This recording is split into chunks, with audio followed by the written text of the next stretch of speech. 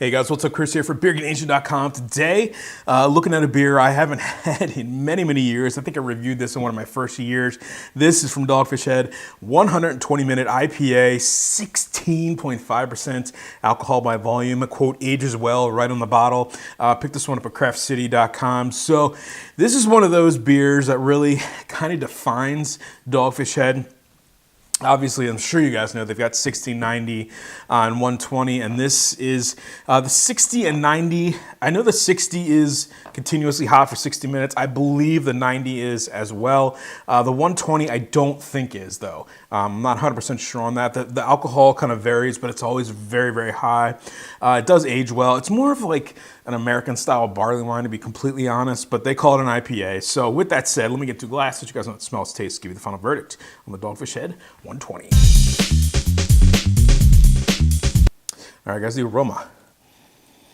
Yeah, it's not real hoppy. A little bit of dark fruitiness, maybe some pineapple, a little bit of like a cherry note, some apple characteristic.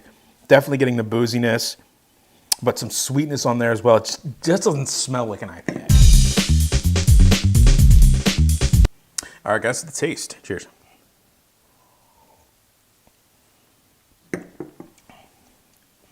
Whew. Wow. Wow. Right at the front tongue, big pop of bitterness. It's that classic kind of West Coast style bitterness. Middle of the mouth, holy shit.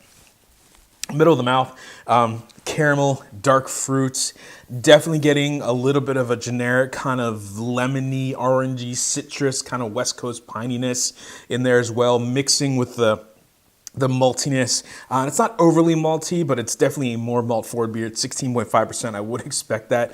Sweet in the aftertaste. Again, that lingering kind of West Coast bitterness hanging out in there as well. Piney, citrusy.